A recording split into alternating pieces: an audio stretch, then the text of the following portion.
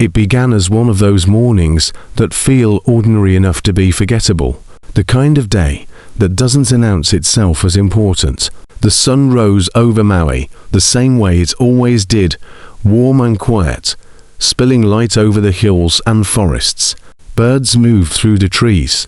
The air smelled green, and alive. Amanda Eller woke up early. She had a full day ahead of her, but before work, she wanted to hike.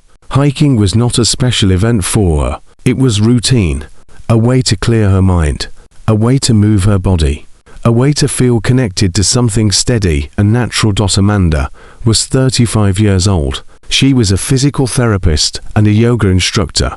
Her friends described her as disciplined, grounded, and thoughtful. She was not reckless. She didn't chase danger. She believed in listening to her body and staying present.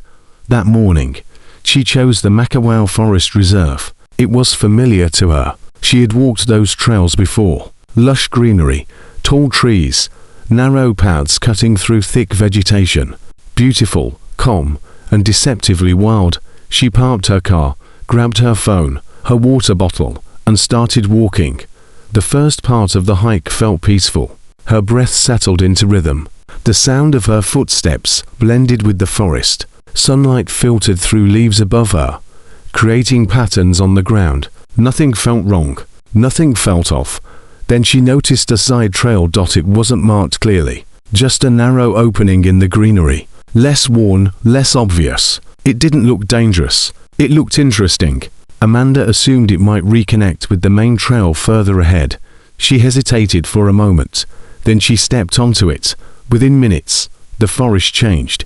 The path became less defined. The ground uneven. Branches reached closer. Plants crowded in from all sides. When she turned around to look back, the trail behind her didn't look the same anymore. She walked a little farther, then stopped. She tried to retrace her steps, but the forest didn't respond the way she expected. Everything looked the same. Trees repeated themselves. Directions blurred. What had been familiar moments before now felt foreign. Amanda stood still. She listened. There were no voices, no footsteps, no distant sounds of people, only wind, insects, and the quiet movement of leaves. She checked her phone. No signal. At first, she stayed calm. Panic wouldn't help. She told herself she just needed to slow down, think clearly. She walked carefully, trying to move in what she believed was the right direction. Minutes passed, then more. The sun shifted in the sky. Her confidence began to erode. She called out. Her voice echoed briefly and disappeared. No response came back. She tried climbing higher ground, hoping to see something recognizable. Instead, the terrain grew more difficult. Rocks cut into her feet. Branches scratched her skin. Her legs began to ache. At some point, she slipped. She fell hard. Pain shot through her knee. Sharp and immediate. She cried out, more from shock than pain. Then sat still, breathing heavily. When she tried to stand, her knee buckled beneath her weight. Fear settled in.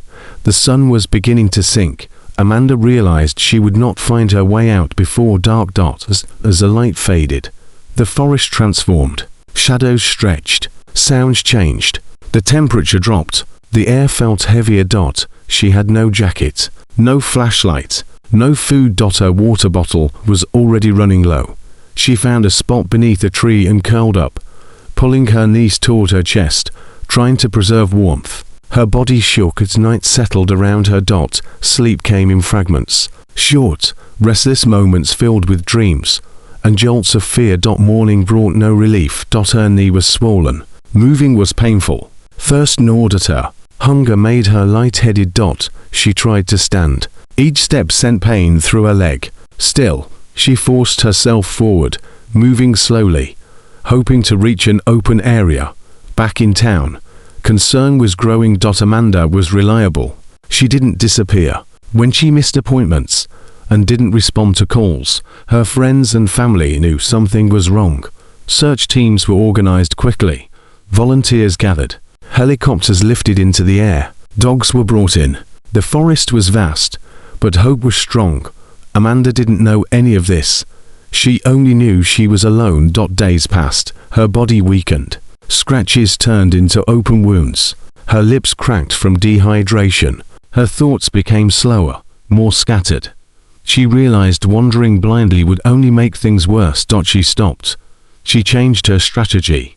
She focused on survival. She collected water from leaves, carefully letting drops fall into her mouth. She ate small amounts of wild berries, unsure which were safe, taking the risk because hunger left her no choice. At night, fear pressed in hard.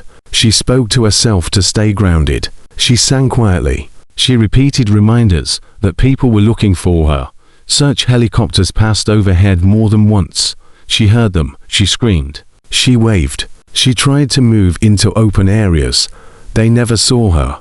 From above, the forest swallowed everything. Search teams grew tired. Days turned into weeks. Hope thinned. Privately, officials began preparing families for the possibility that Amanda might not be found alive. Amanda didn't know that either. She knew only that she was still breathing. Her body deteriorated. Infection spread through her cuts. She lost weight rapidly. Her muscles weakened. Pain became constant. Still, she refused to surrender. On the 17th day, something changed. She heard a sound, distant at first, then unmistakable. A helicopter. She screamed with everything she had left. She dragged herself toward a small opening in the trees. Her vision blurred. Her body screamed in protest. The helicopter passed. Despair crushed her. But then the sound shifted. The helicopter turned. Rescuers noticed movement. Something human. They lowered a rescuer into the forest. When they reached Amanda, she was barely conscious. Her skin was sunburned and dirty. Her hair matted. Her legs covered in wounds. Her voice weak, but present. She was alive. She was lifted from the forest and carried into open sky. Doctors were stunned. 17 days without food, minimal water, injured, exposed to the elements. Survival at that point was considered nearly impossible. Amanda recovered slowly. She walked again. She taught again. She spoke about survival, not as a heroic act, but as a series of small decisions made under unbearable conditions. She said survival wasn't about strength. It was about refusing to quit. Her story spread not because she was extraordinary, but because she was ordinary, and she lived.